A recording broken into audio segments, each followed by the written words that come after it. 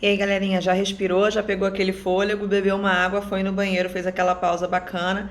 Então, a gente vai para a parte 2, falando sobre os povos da Mesopotâmia, e a gente vai falar agora sobre a religião desses povos. Porque sim, eles acreditavam em alguma coisa, não era completamente aleatório e o que acontecer é lucro, vamos lá. Tá bom? Como é que funcionava a religião da Mesopotâmia, né? Nos povos da Mesopotâmia, em particular os sumérios? Esses povos, eles eram politeístas. Poli, muitos, como se fosse polissílaba. Quando você aprendeu lá com a sua professora do Fundamental 1, palavras polissílabos, são palavras que têm 4 ou mais sílabas, certo? Então tem um monte. Então, esse poli significa muitos, beleza? Então, poli, muitos. Teísta vem de Deus ou divindade, é o termo grego para falar sobre Deus. Bom?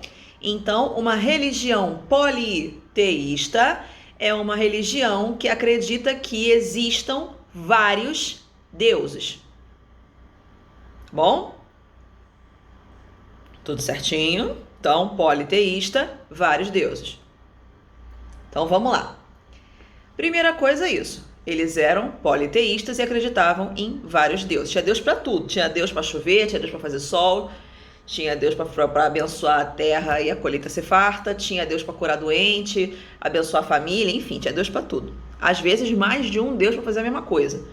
Então, haja oferenda para isso. Mas vamos lá. Dentro desse panteão de deuses, cada uma das cidades que eram formadas dentro da Mesopotâmia, cada uma tinha um deus protetor, como se fosse um deus homenageado, né? A gente vai pegar aqui a nossa cidade, a gente vai homenagear um deus aí, e ele que vai ser o protetor daqui da nossa cidade, e a gente vai rezar para ele com maior quantidade do que para os outros, e é isso aí. É mais ou menos isso, tá bom? Esses deuses, eles eram guardiões, eles eram cultuados em maior quantidade, mais homenageados em determinadas cidades. É como, por exemplo, a cidade grega, né, a polis grega de Atenas. A cidade de Atenas, ela foi criada e ela tinha como padroeira, né, como deusa abençoadora da cidade, a deusa Palas Atena, por isso que a cidade inclusive era chamada de Atenas. Então, já existia esse costume antes da Grécia. A galera já fazia isso, tá bom? Então, lá na página 279, eu tenho o exemplo de uma divindade, né? No caso aqui, acho que é Namu. Deixa eu ver se eu consigo mostrar aqui para vocês. Tá vendo? Logo embaixo, nessa mesma página, tá vendo essa estrutura enorme aqui que ocupa a folha de fora a fora? Essa imagem aqui é a visão frontal, tá? É a visão de frente de uma estrutura que era muito comum nos povos da Mesopotâmia, que a gente chama de zigurate. Bom, os zigurates, eles eram como se fossem templos, eles eram gigantescos. Eram construções de 15, 20 metros de altura, tá? Eles eram enormes e eles tinham essa escadaria aqui para você poder acessar o topo dele. E eles acreditavam que esses zigurates eram a morada dos deuses, era ali que eles moravam, tá bom? E então, como era ali que eles moravam, era lá que eles deixavam as oferendas, era nos zigurates que eles faziam as suas orações, e por aí vai. Era basicamente o que a gente conhece hoje como se fosse uma igreja, como se fosse um templo religioso.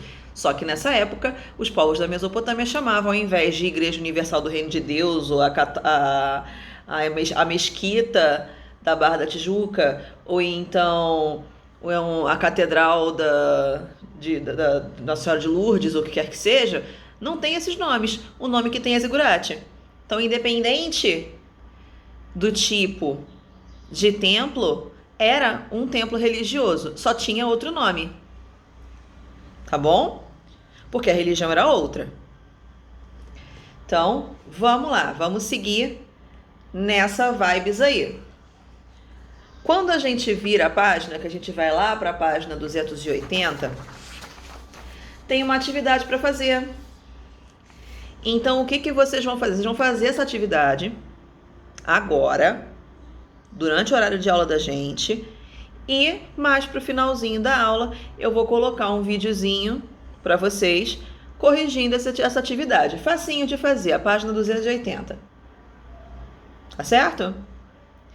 Vou até ser mais específico. Quando chegar lá na parte de baixo, lá no exercício de número 2 da página 280, que ele pede para você escrever uma palavra com os símbolos da escrita cuneiforme de cima, eu vou fazer melhor. Eu não quero uma palavra, eu quero seu nome.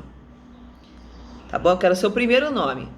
Ah, professora, mas o meu nome é João Vitor, é Paulo Roberto, é Mateus Ludovico. Bota só o primeiro.